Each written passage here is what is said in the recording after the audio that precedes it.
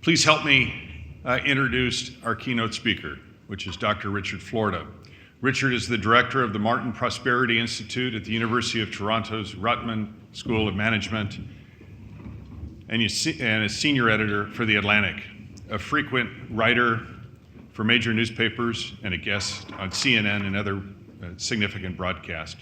Richard lives in Toronto and New York. Please join me in welcoming Richard.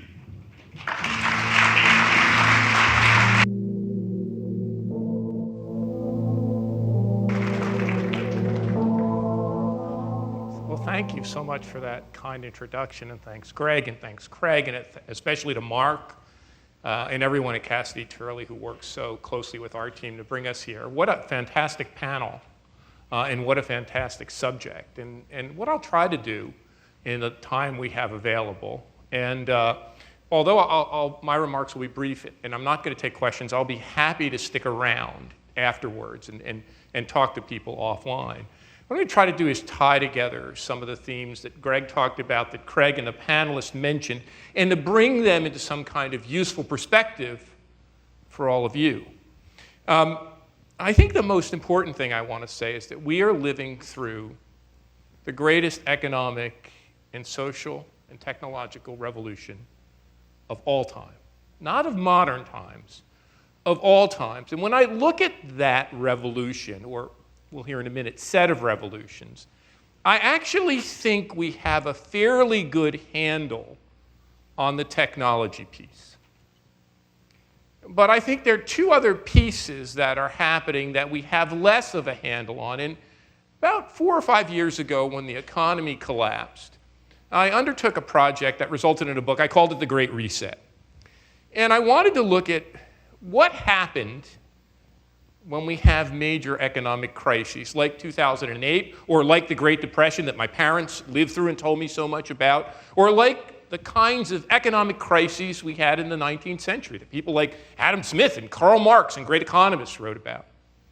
And when I began to look at that crisis, I said, we have a pretty good idea of where economic crises come from. Bubbles form, there's lots of speculation, people are very inventive, particularly in the real estate and real estate finance sectors.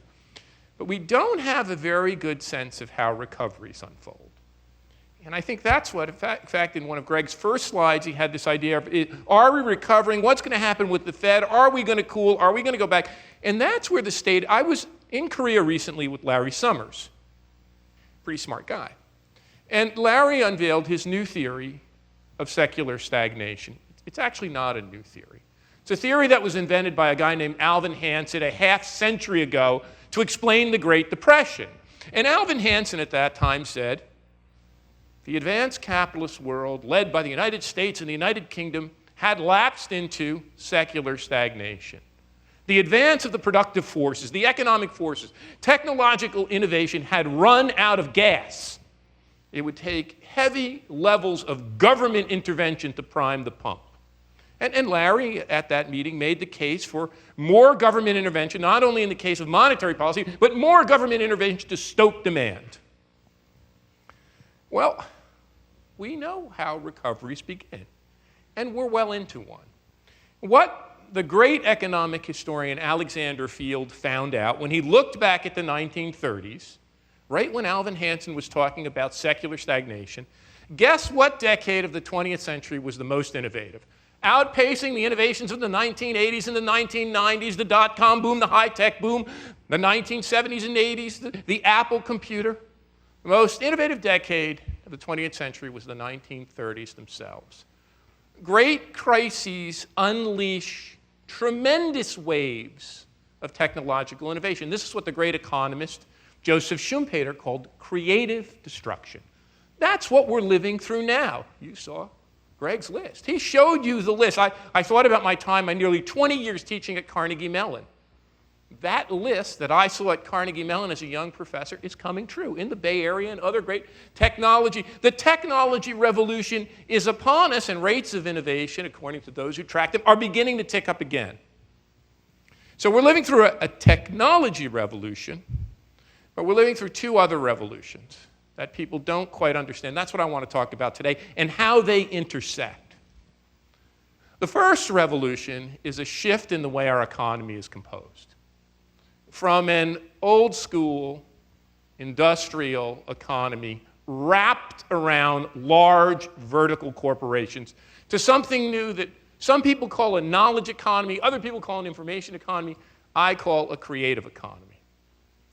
And that's been unfolding for the past 2 or 3 decades, and that's gaining great steam. Well, you already heard, and many of you live here. The San Francisco Bay Area, stretching from this city down to the Silicon Valley, are perhaps the greatest expression, if not one of the greatest expressions, of that new knowledge and creative economy.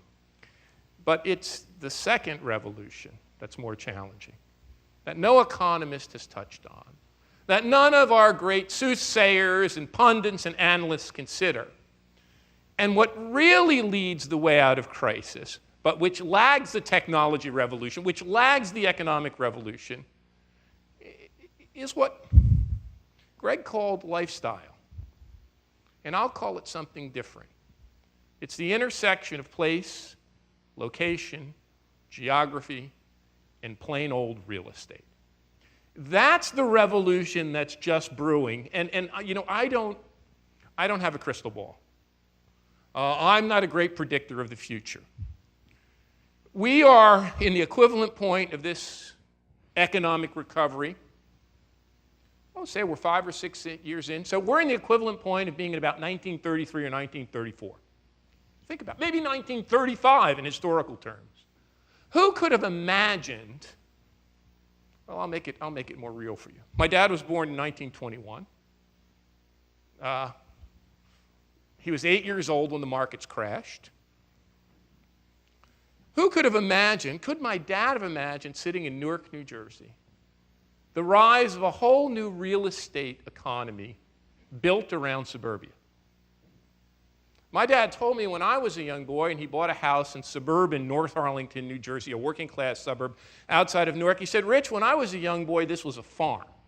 No one could have imagined the real estate model, the geographic model, the locational model that solved our country's economic problem. No, it wasn't the New Deal. The New Deal helped a lot. No, it wasn't demand pump priming, although that helped. No, it wasn't even wartime mobilization. The thing that drove the American economy forward, the Industrial Revolution forward, was a new geographic, locational, and real estate model. The rise of suburbia, mass suburbia, the new American dream. That a working class family like my dad and my mom, Italian Americans, could own their own home, own a piece of the country.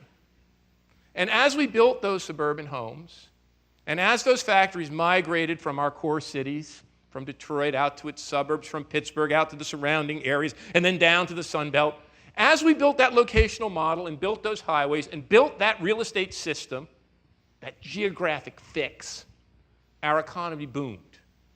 Because all of that stuff, all of that wood and sheetrock and steel and asphalt and pipes and utilities, and 1 and 2 and 3 and 4, Chevrolets and Fords of families and Motorola's and RCA's and Kelvinators, and all of those consumer doom rules were coming off our assembly line. That model is dead and gone. It's over. And anyone who tells you it's coming back is trying to make you into a fool. We are just at the tipping point, just at the cusp of this new model, and we're together figuring it out. No one can tell you what it's going to look like, but the panel gave you a pretty good indication. It's about location over geography. It's about centrality over sprawl. It's about intensification over extensification. It's about density more than spreading out. It's about place. In fact, I'll argue to you that the center point of what we're talking about, the center point of this new economic model, is no longer the corporation. The corporation was the economic and social organizing unit of my father's economy. My dad worked for one company for his entire life, from the day he turned 13 to the day he turned 65, with time out for service in World War II. How many of us work for one company? How many of our kids and grandkids will work for one company? The glue that holds our economy together, the glue that pushes these revolutions together, the real social and economic organizing unit of our times is place itself. Well, what are these revolutions happening? What are they like? How can we think about them? The first revolution, the knowledge revolution, what I call the creative revolution. For all of economic history before us, all of it, human beings grew our societies through a very simple formula. We organized ourselves in little communities and then bigger communities and then bigger communities and that and then villages and towns and, well, small cities and then big cities where natural resources were. We organized ourselves around harnessing the wealth that God gave us. We organized around fertile areas of fertile soil, around fertile river deltas. Our trading centers grew up around natural ports. Our raw materials, our natural resources, were the thing that powered our economy. Then with the Industrial Revolution, we magnified. We added tremendous productivity to that basic model. We began to develop giant factory complexes that combined those raw materials, coal and iron ore and petroleum and others, with the basic strength and physical labor power, the backs and arms and brawns of a working class. Economists had a simple formula to talk about this. It was three factors of production that powered growth: land, labor, and capital. But something has happened, perhaps led in the Bay Area, but something happened around the world over the past several decades which have disrupted that basic formula. As technology advanced, as our economy advanced, as society advanced, as we became more productive and more efficient, more automated and better managed, we began to make lots more stuff with lots less physical labor and lots less resources.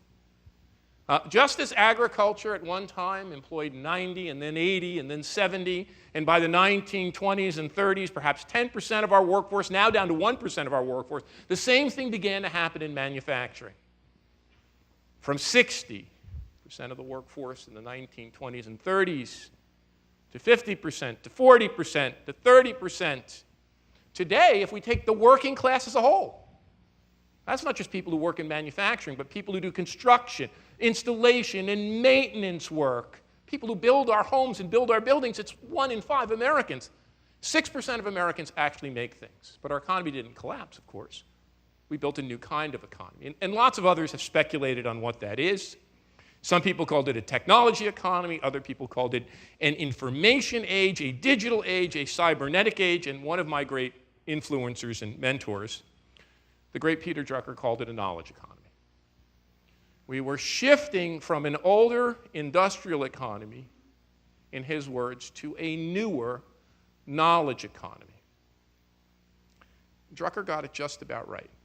And in my book, Rise of the Creative Class, I added one amendation, which I think will strike you as useful. When Drucker was talking about the knowledge economy, he was really talking about the kind of old economy, if you will, the Fordist version of a knowledge economy, where rafts of scientists and technocrats and knowledge workers with pocket protectors and slide rules, of course all men, would be manning the halls of enterprise in these large R&D campuses and corporate towers. Phones glued to their desk. By the way, I have a phone on my desk that I've never used, nor do I know the number of, but it's there. The laggards in the space revolution, of course, have been our great universities. We'll get back to this in a minute. I begged them. I said, please don't give me an office. I don't want an office. I can't. And our architect designed Goldman Sachs, and he said, you know, Goldman Sachs is moving to these bigger rooms and meeting rooms. And of course, and my colleague said, well, you need an office, of course. You need an office to keep your papers in. I said, I don't have any papers. I have a computer and an iPad and a smartphone. They said, well, then you need it to meet with students. I said, the last place I want to meet with students is in an office. I want to meet with students in an open area. But of course, we have an office, and we have file cabinets and all the rest. Drucker was talking about a knowledge economy that looked like the old Fordist economy, the old industrial economy. Well, one day I was trying to figure this out, and I began, as a social scientist, an economist, an urbanist, I began to read psychology. I really was trying to figure out. I was living in Pittsburgh at the time. I was teaching at Carnegie Mellon. I was learning about these technologies, people talking about computing, any place, anytime, anywhere. And me looking like, were these people from the moon? I was talking with my students about what they were going to do when they graduated, arguably one of the greatest technological universities, up there with MIT and Stanford in terms of per capita faculty productivity in computer science, software engineering, and electrical engineering. Not a single one of my students at the time said they would live in Pittsburgh. They all wanted to move to the Bay Area or Austin or Seattle, New York, wherever. I was trying to figure out what was going on in the minds of these young people, these millennials, how they were thinking of themselves. I was trying to study the software folks, the computer folks, in fact, the folks in arts and music, developing new entertainment technology. And I came across a volume by a great Yale psychologist named Robert Sternberg.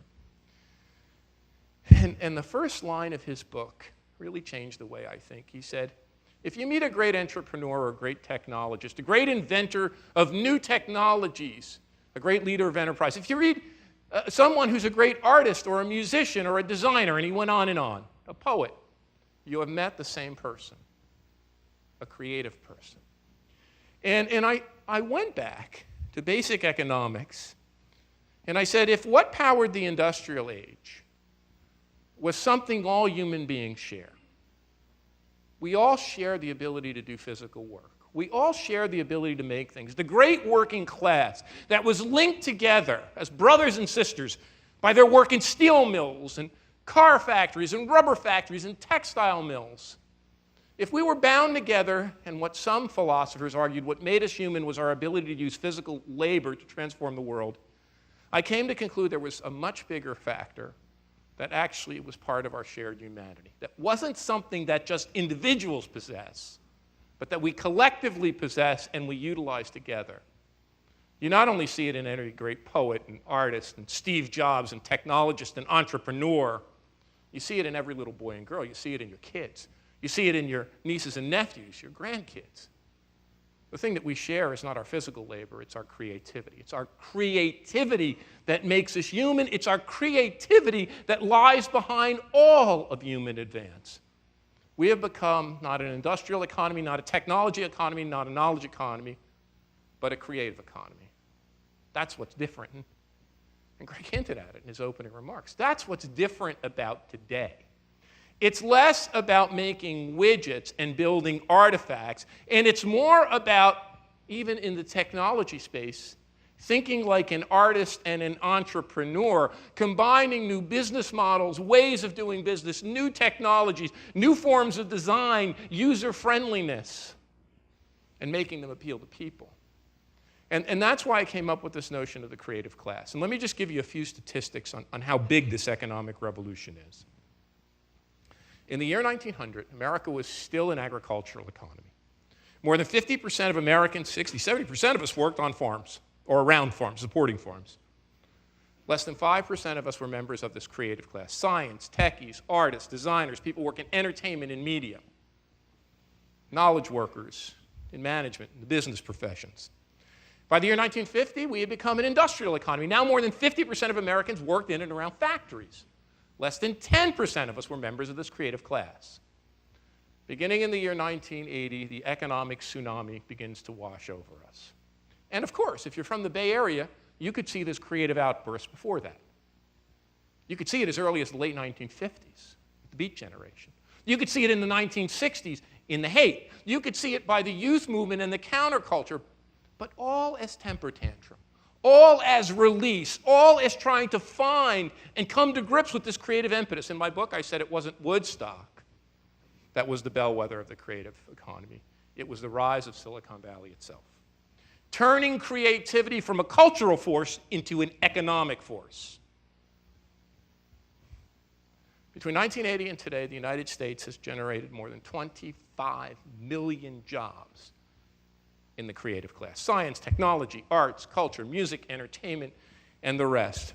Now in the United States, a third of the workforce are members of this creative class.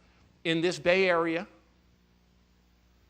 more than 40% of all workers in the Bay Area in toto That includes all the outlying areas, all the still manufacturing areas, all the rural areas, not inner core San Francisco and parts of Mountain View and Palo Alto. There, the creative class composes 80 or 85 or 90% of the workforce.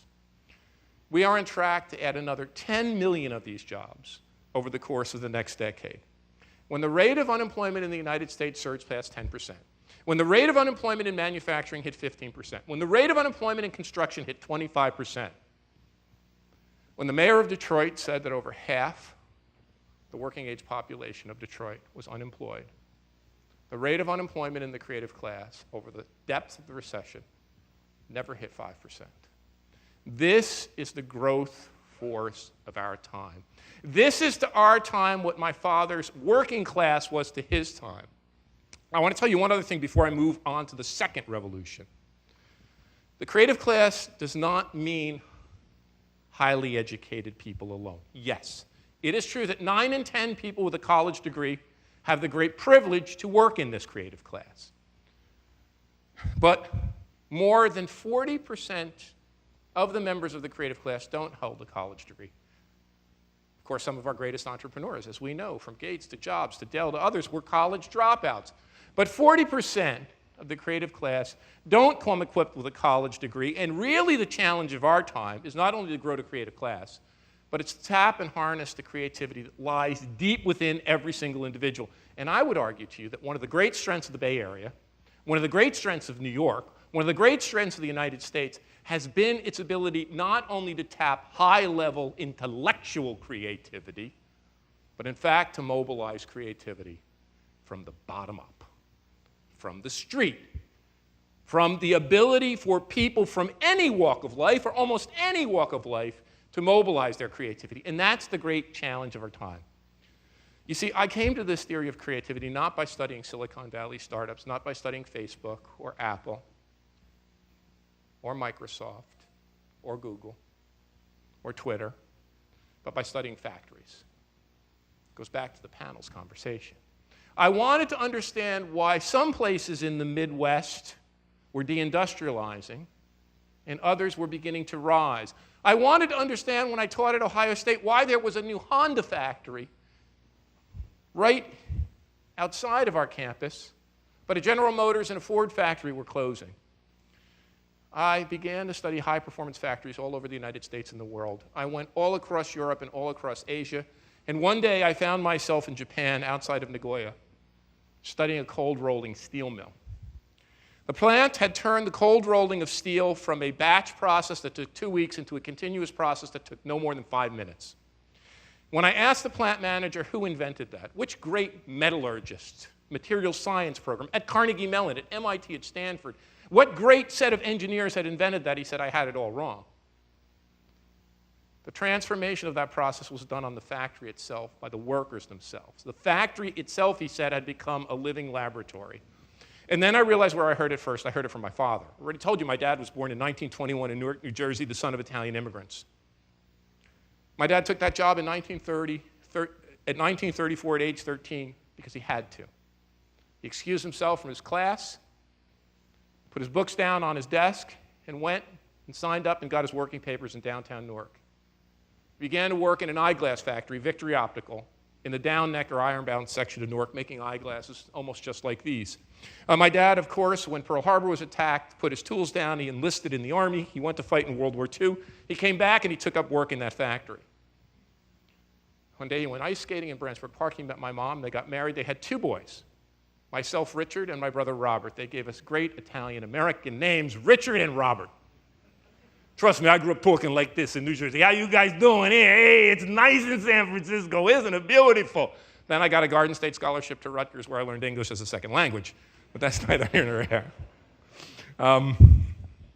My dad, I was a curious kid. I was an inquisitive kid. I wanted to see where my dad went to work. You know, he put on a tie and he drove his Chevy Impala and he went to the factory. And my dad said, Rich, the factory's no place for you. My work in the factory so you don't have to. It's your job to get an education. That's what's going to get you ahead in America. Well, I was a pain in the neck, and of course we didn't have to take your son or daughter to work day, and I would kick and scream, and Dad take me to the factory, and on Saturdays when the plant would run overtime, he'd relent. We'd enter that factory, that giant brick building. My dad had of course, spoke great Italian, but he had learned enough Spanish. He could talk to the Puerto Rican workers. He had picked up German during the war. He could talk to the German machine tools. He'd actually become the working manager, not the engineering plant manager, but the working man's manager of that plant. And as I would enter that plant, I would be fascinated by technology, and I would watch the plastic injection molding machines making the plastic frames, and the metal shaping and plating machines. And my dad would see me, and my dad told me this when I was 10, 11, or 12. I've heard it from every great CEO since. My dad said it first. He said, "Rich, it's not the machines that make the factory great. It's the knowledge, it's the intelligence, and the creativity of the people who work here." You see, that's the big challenge in our country. Big challenge in our country is the fact that a third of us get to do this work we love, get to do meaningful work, get to do creative work, get to be part of a great forward-looking class. There aren't a lot of working class jobs left for anybody like my dad. I told you there's already 5 or 6% of the population, and that's declining as we automate and become more efficient and continue to offshore, even with all the onshoring we'll do. The big mass of jobs we're creating are low-wage, low-skill service jobs. You know this in San Francisco. If you live here, you know this, you live in New York, in any major center. Our labor market is splitting in two. We have to begin to focus on creatifying that work and making that work better. We have to do for the service workers what was done for my dad's job. We have to make service work meaningful and purposeful work, and I'll just use one example because I want to turn to that second revolution. We talked about sustainable and green buildings. We talked about green technology and green building technology, sustainable technology. Who knows the most about, who is the equivalent of that shop floor worker at a great high-performance factory who's helping to make the assembly line, working in teams, helping to clean up? I did a big project on environmental manufacturing, helping to understand how to clean up those factories. It's the janitors. It's the building workers. Empowering that frontline employee, not seeing that as a low-skill job, but seeing all our jobs as a creative job, is the way forward. And I can go on, trust me. I'm a professor. I could speak about that for kingdom come.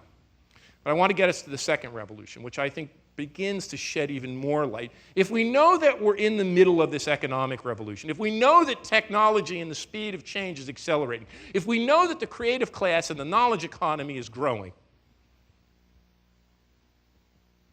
we don't have the social system to support it.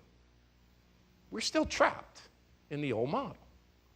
You heard the panel talked all about that. We're ripping the sheetrock out. We're exposing the walls. We're making it look more raw. But almost everything in our society, we still spend so much more for highways than we do for transit. Still, more than 50% of our population drives to work alone, when about 5% ride their bike and about 2% walk. Maybe 15% take transit. We're still building suburban sprawl at the same time that our great cities are densifying. And of course, the regulations that allow us to densify are working against us. That's what lags. The development of these social systems, the development of this new society, of these new kinds of communities, this new geography, this new lifestyle, this new place. And that's the second revolution. The place revolution, the geographic revolution, the locational revolution, the real estate revolution. My colleagues and our great pundits like to tell us globalization is the wave of the future. Globalization is the wave of the future.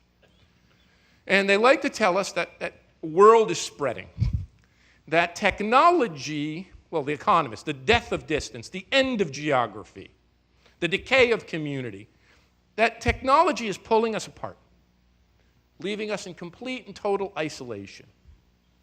Tom Friedman wrote a whole book, The World is Flat. Now, what did we just hear from the panel? In technologies, there's San Francisco, and there's New York, and then, well, Seattle's okay, and then Austin, and London, and maybe a little, maybe Berlin, and Vancouver. Well, I live in Toronto, part of Toronto, okay, a little bit. Pittsburgh, it's coming back. The world isn't flat. The world is spiky. Place and location are becoming more important, and there's a simple reason for this. It's because the basic motor force of knowledge-based or creative-based economic development is clustering. The basic force of economic development, that's what's motivating everything. This isn't some choice, lifestyle. I want to be a hippie or a yuppie or a millennial or a hipster or live in a cool urban neighborhood with cafes. And I want to go walk around and have espresso and play ultimate frisbee and ride my bike. That's all epiphenomenal stuff. There's a basic economic driver. The same thing that's at work in the workplaces you talked about. Densification, clustering, using space more efficiently. Capitalism is ruthlessly efficient. Even Marx recognized this. As much as he hated it, he also loved it. It was the most revolutionary system the world has ever created. We've taken all of the inefficiency out of the farm. We've taken all of the inefficiency out of the factory. We need 7% of our workforce to make our stuff and feed us. We got to take the inefficiency out of the rest of it. People analytics, better technology. But now using our social systems, our place, our communities. You see, the Industrial Revolution confused us. We thought the key to productivity enhancement was generating a big footprint. Factory, industrial complex, River Rouge, Henry Ford, giant vertically integrated behemoth in Pittsburgh or Detroit. And that factory was the source of economic growth. Wrong. The basic source of economic growth for all of human history has been the clustering of people together. The person who invented this was my second great mentor and influence, in addition to Peter Drucker, the late, great Jane Jacobs. Jane Jacobs didn't have a college degree, didn't have a PhD, wasn't a professor. She began observing cities. She wrote a great book on New York City. She stopped the decimation of Greenwich Village. And I became friends with her in her 80s. And when she was approaching her mid-80s, somebody asked her what her greatest contribution would be. And she said, I think I figured out where economic growth comes from. She said, most economists think economic growth comes from factories, comes from companies. Now, companies are very important. But she said, most economists believe that companies drive economic growth by making things more efficiently. She said, but if you look at where new things come from, companies may have one innovation, they may have two innovations. Some of the best companies may have 5 or 10. But when you look back through human history, where do innovations in arts and culture and technology come from? They come from clusters of people. Robert Lucas, when he won the Nobel Prize, said this was the single most important advance in the history of modern economic thought, the idea that cities and the clustering of talented and creative people. The clustering of talented and creative people is the basic mechanic, underlying driver of economic growth, and that's what we're seeing. We don't know what it happens. We don't know how people find places. We don't know why people cluster together, but they do. We cluster together in certain places because it increases our productivity. I'll tell you just how spiky the world is. Well, look at that statistic on venture capital. 47%, nearly half of it in just one area. Where's the rest of it going? To New York, to the Boston, Cambridge area, a little bit to Seattle, a little bit to Austin, and then it trails off dramatically. We looked at the world through the lens of the satellite images of the world at night. The World Bank, the UN, the IMF, the great consulting firms, they don't calculate our world economy at the level of the city. No one does. So we took the satellite images of the world at night to derive a metric based on the energy and light emitted. What we found is there are more than 200 countries around the world that 40 megaregions, the San Francisco Bay Area, the Southern California area that stretches from LA to San Diego, the Vancouver to Seattle corridor, the Boston, New York, Washington axis. It's not China that we're competing with. It's a corridor from Shanghai to Beijing. It's not India that's the new economic threat. It's an axis that runs from Bangalore to Mumbai. These 40 megaregions, which has less than 18% of the world's population, produce 2/3 of our economic output and 9 in 10 of our technological innovations. Our world is clustered and concentrated. And as hard as this is to accept, the places that matter are not growing. They're shrinking. You want to understand red and blue America? You want to understand economic anxiety? You want to understand the way people vote? You want to understand the debate over gun control, over abortion, over gay rights? Just look at the clustering and concentration of people. The clustering of the creative class, the clustering of technology innovators, the clustering of knowledge workers. in 40 megaregions worldwide. A dozen? You heard the panel. That doesn't mean that all places, other places are written off. It means that we are going through a shakeout, a real estate, a locational shakeout that in some ways mirrors or reflect the kind of shakeout we saw in old industries, where there were once lots of players and now there are fewer. The world is becoming concentrated and clustered and spiky. Well, what accounts for some of this? What accounts for some of the reasons why certain places win and others lose? Well, this is something I've devoted the past 20 years of my life to trying to figure out. Why did the Bay Area grow and Detroit decline? Why has New York become resurgent but Detroit stuck? Why was Pittsburgh until recently lagging behind, even though it had great research universities? Well, I came up with a simple formula. And I told you about my dad. My mom was an education person. She was the one who pushed us to strive at school. She always told me that I had to do well. And they put me in Catholic school, the sisters. I had the nuns. I have the scars on both hands to prove it. And she said you had to learn the 3 R's. Remember the classic 3 R's? Reading, writing, and arithmetic. They really have nothing to do with R's. So when I was writing about this, I said I had to develop a theory that my mother could resonate with. It had to be darn simple. I called it the 3 T's. In order to succeed and win, a community, and you can use this to benchmark communities you may want to do projects in, had to do the 3 T's. The first T is technology. A community had to be a technology leader. Its companies had to be early adopters and users of technology. And additionally, it had to have great research universities. And we measured technology through venture capital, high-tech, innovations, research universities.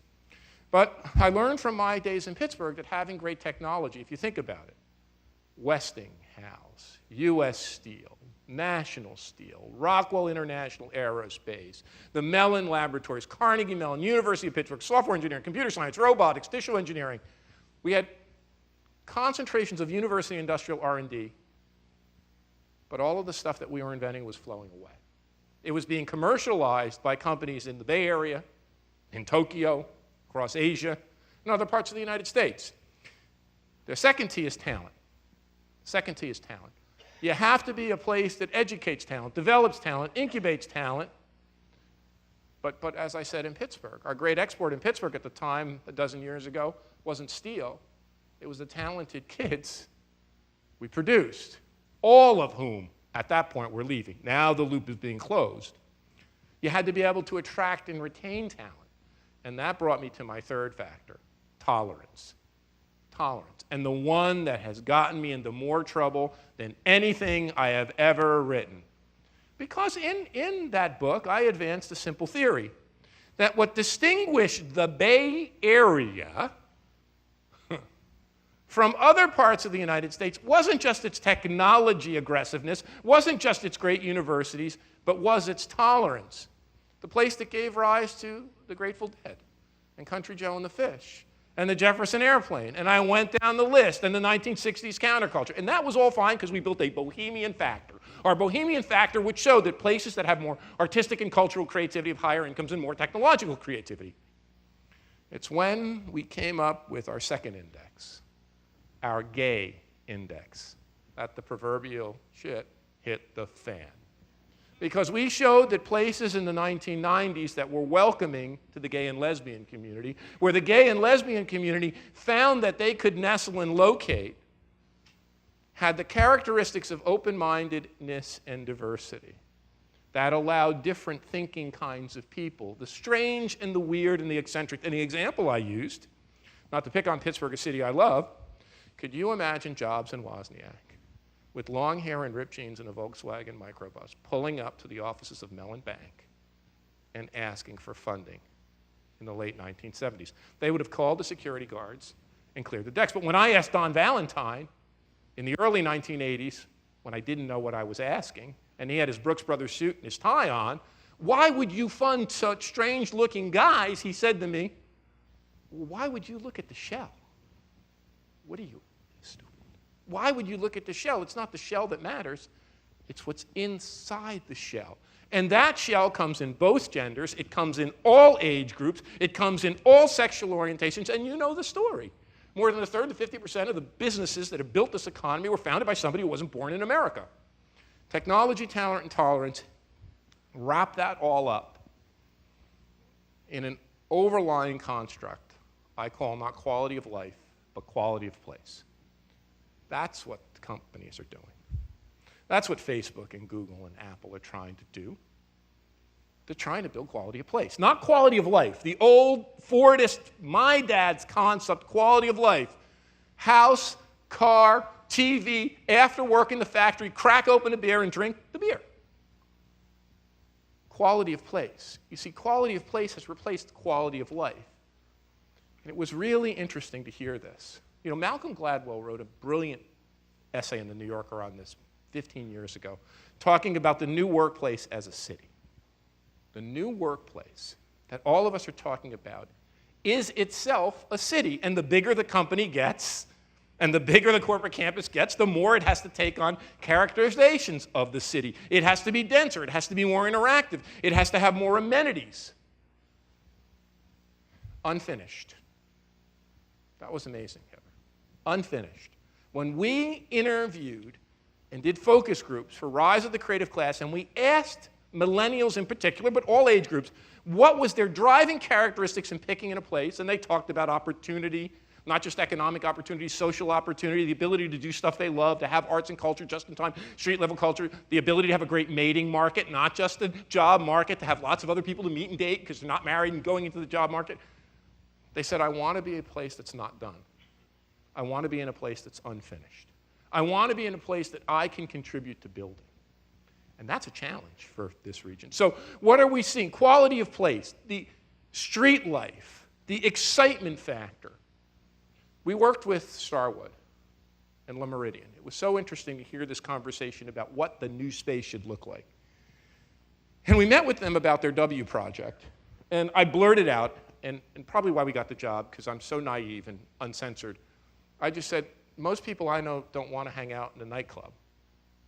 They want to hang out in a place where they can think in a lobby lounge, which is, you've heard this notion of a third place. The idea that home is the first place, work is the second place, and your corner bar, or the barber shop, or the bowling alley is the third place. We want a fourth place. We want a place that connects us not only to what we're doing, but to the outside world, where that lobby lounge could be really an islet to the city. And we invented Le Méridien's Lounge with technology, with stimulating materials, with all sorts of new kinds of drinks and offerings that weren't necessarily alcoholic. When we asked people in those focus groups, why don't you necessarily care about alcohol at night? I remember young people telling us, dude, we can't afford the recovery time. Things that challenge and excite the senses. Quality of place, this synthesis of the built environment and the natural environment. Now, this brings me to the challenge here. The challenge is particularly in the Bay Area, but it's a challenge for our country. I've already told you about the divide between the creative class and the service workers. Our cities are becoming terribly divided. This is all of my research now. It will be what my next book is about. We are dealing, and you know this here because you see it, you feel it every day. It's percolating here more than anywhere else as those new millionaires are minted, as housing prices rise, as the city becomes a city of knowledge workers and the creative class exclusively. Now, this is leading to all sorts of new kinds of political conflicts and tensions. Those tensions are much deeper in London and Berlin than they are even in the Bay Area or New York. But they're exactly why Bill de Blasio got elected in New York City. Exactly why Bill de Blasio was elected. The same forces that caused the clustering of advantage caused the clustering of disadvantage. We are moving to a society where axes of superadvantage are right next door to axes of enormous disadvantage.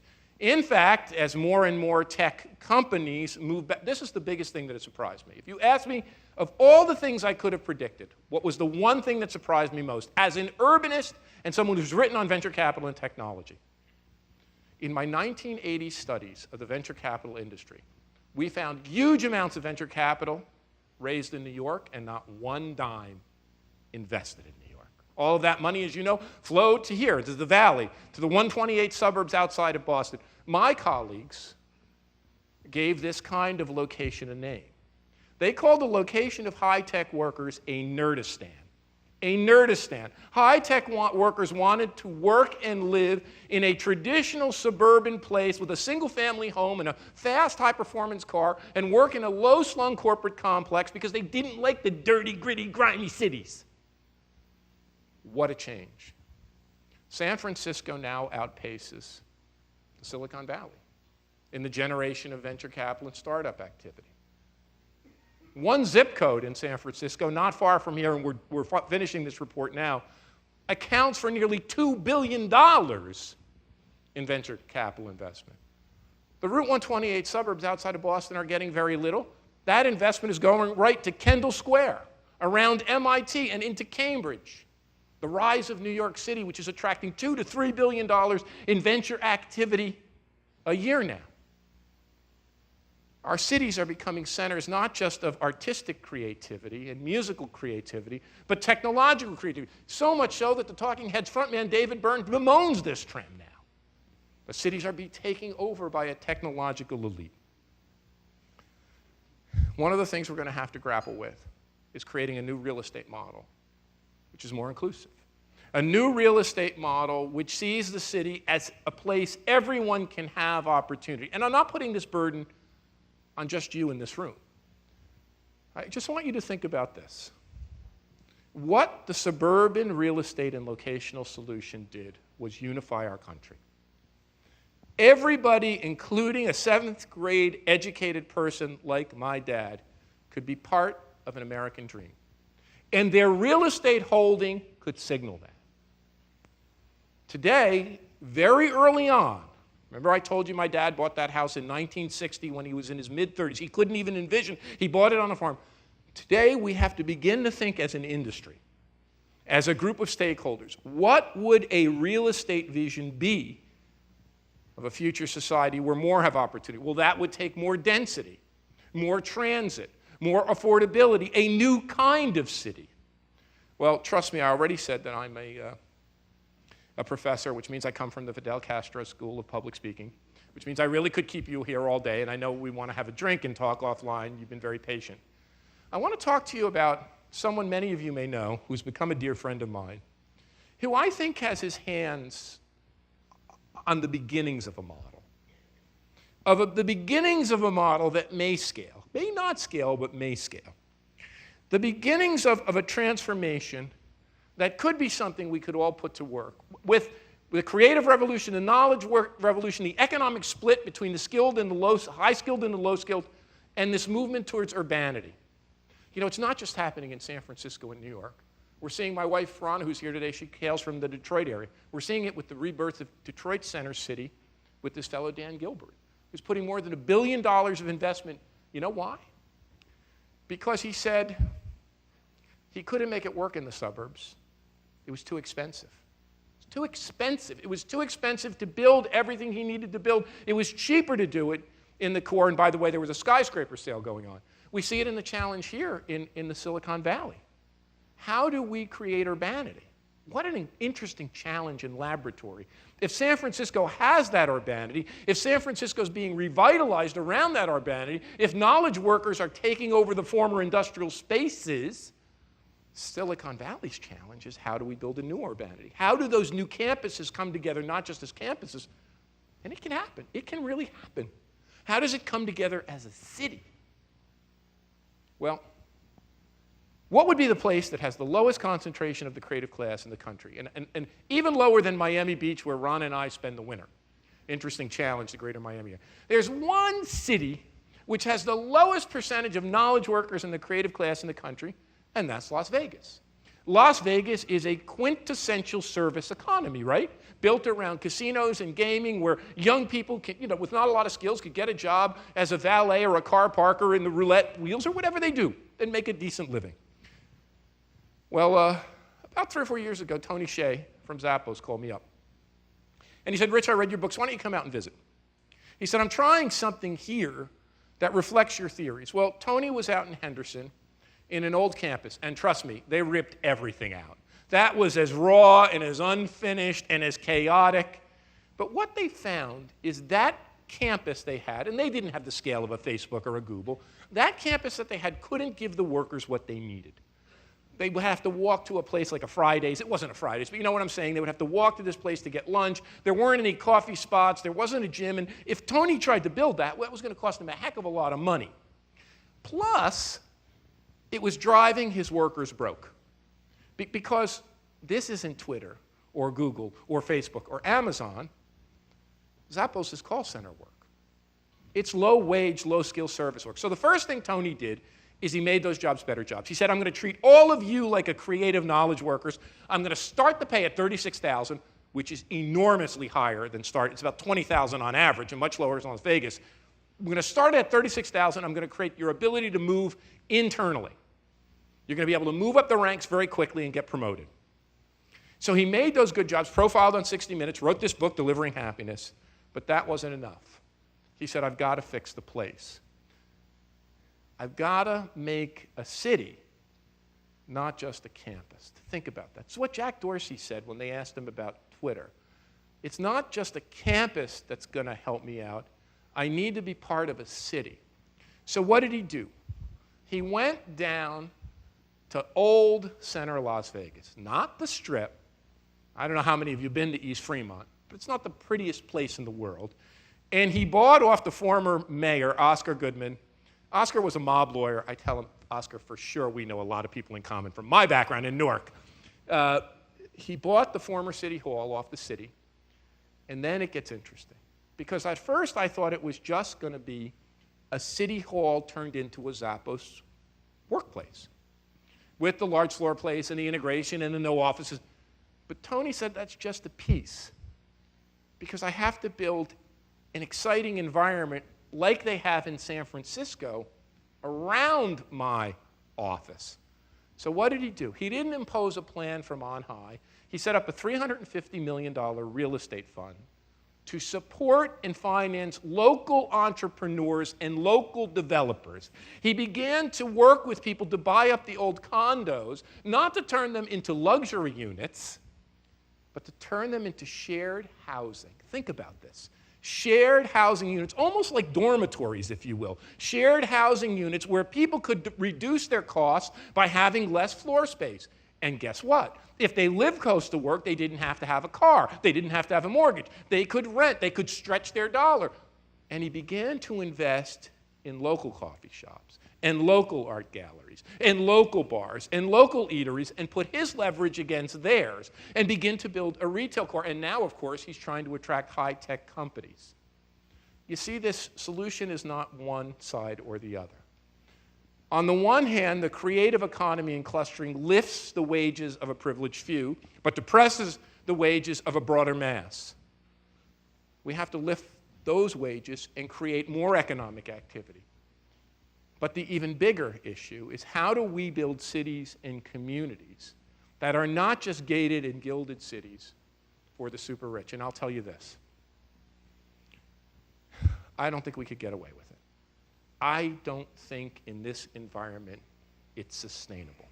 I think if our cities stay on this track, what's happening in New York, what's happening in London, what's happening in San Francisco, and our cities become perceived as areas just of a privileged, gentrified elite, we're going to be in big trouble. And I'll give you one additional thing.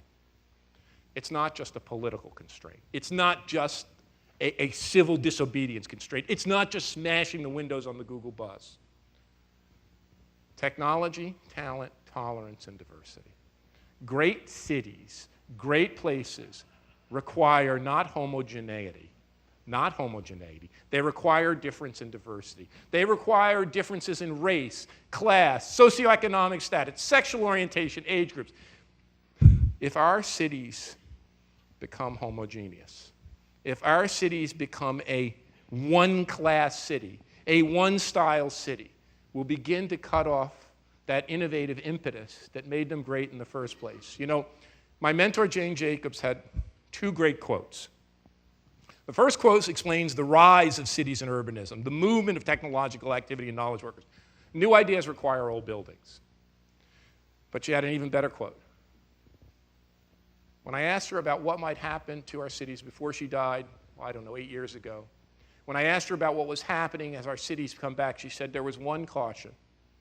She said, Richard, when cities and places get boring, even the affluent people leave. That's a great cautionary tale in building our cities, in building our places, that we don't build places just that are gated and gilded citadels, but places that are open to diversity and open to all. Thank you so very much for listening to me. It's been a pleasure being with you.